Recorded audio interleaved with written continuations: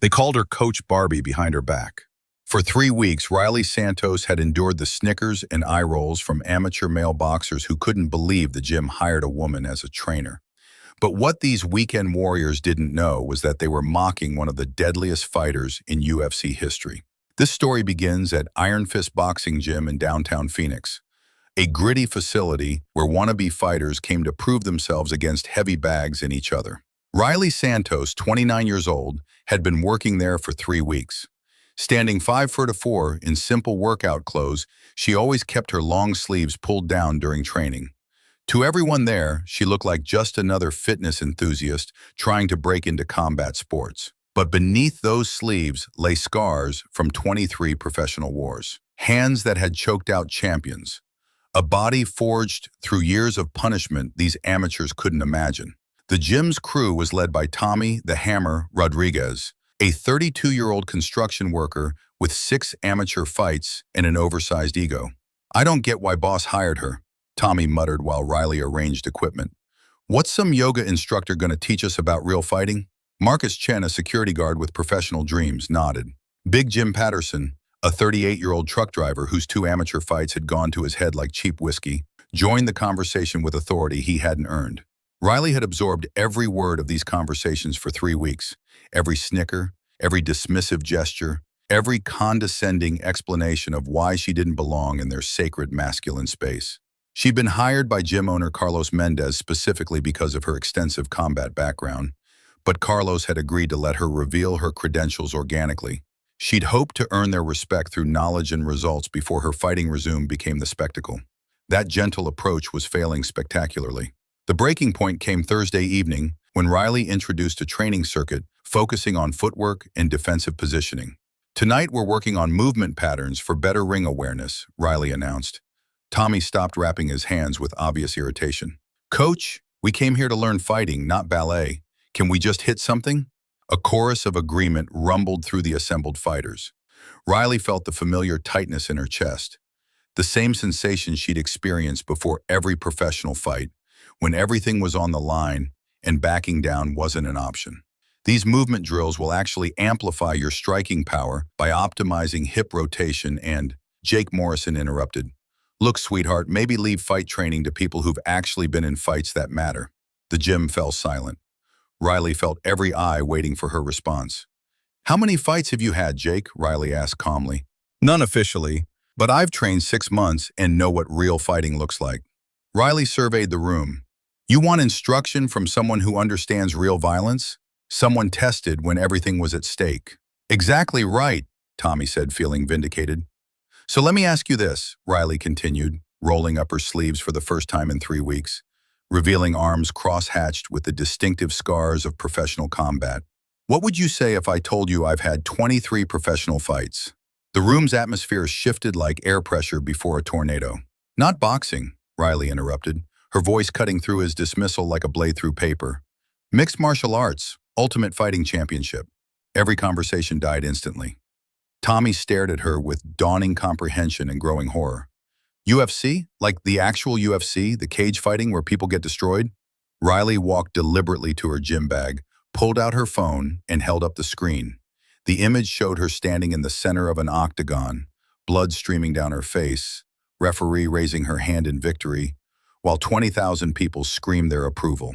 23 professional fights in the world's premier mixed martial arts organization, she announced with quiet authority. 23 victories, 12 by knockout, 8 by submission, 3 by decision. "I held the UFC Women's Bantamweight Championship for 2 consecutive years."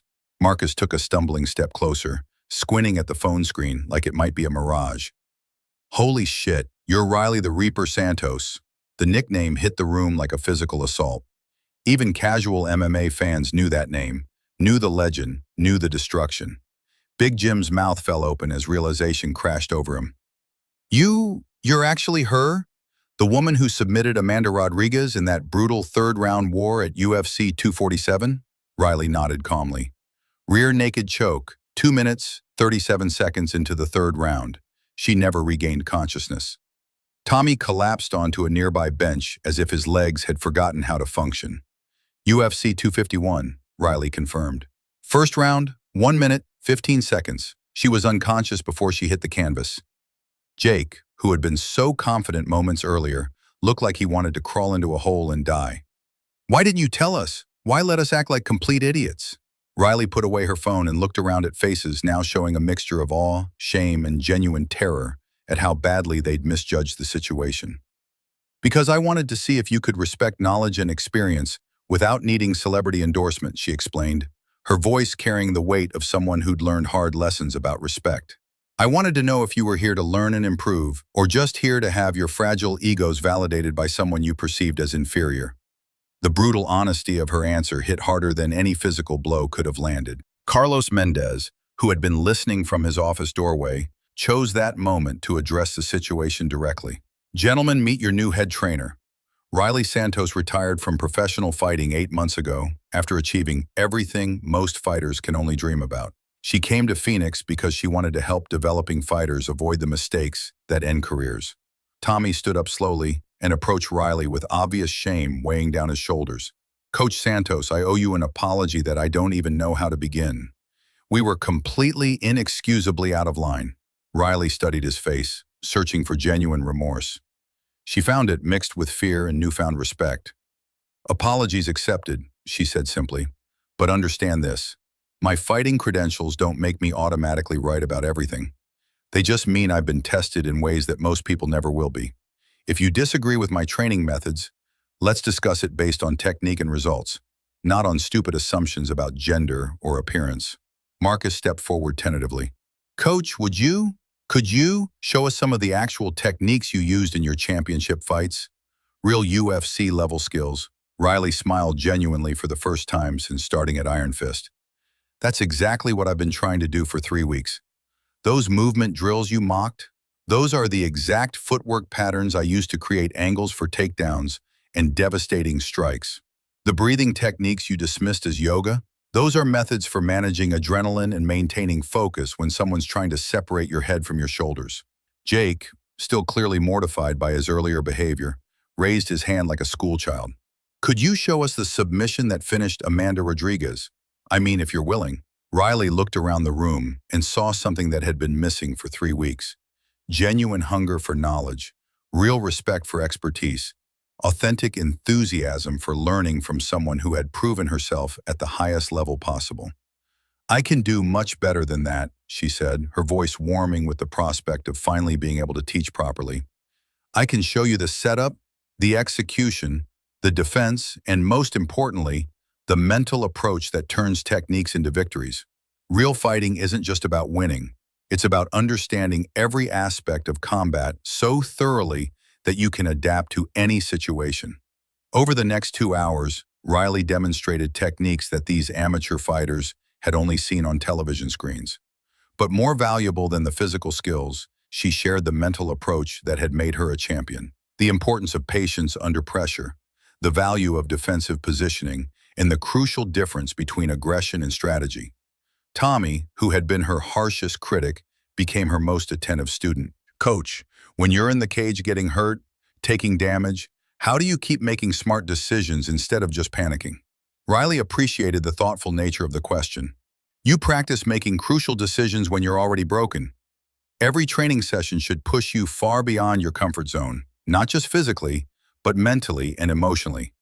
When you're exhausted, when you're frustrated, when everything hurts, and quitting would be so easy, that's precisely when champions are made. As the evening concluded, Marcus approached her while she packed her gear. Coach Santos, I have to ask, why are you here? You could be training elite fighters, working with champions, making serious money. Why waste time with amateurs like us? Riley considered the question carefully.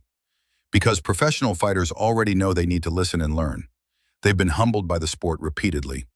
It's fighters like you, talented and dedicated but still learning, who have the greatest potential for dramatic improvement. Tommy, who had been unusually quiet during cleanup, finally spoke.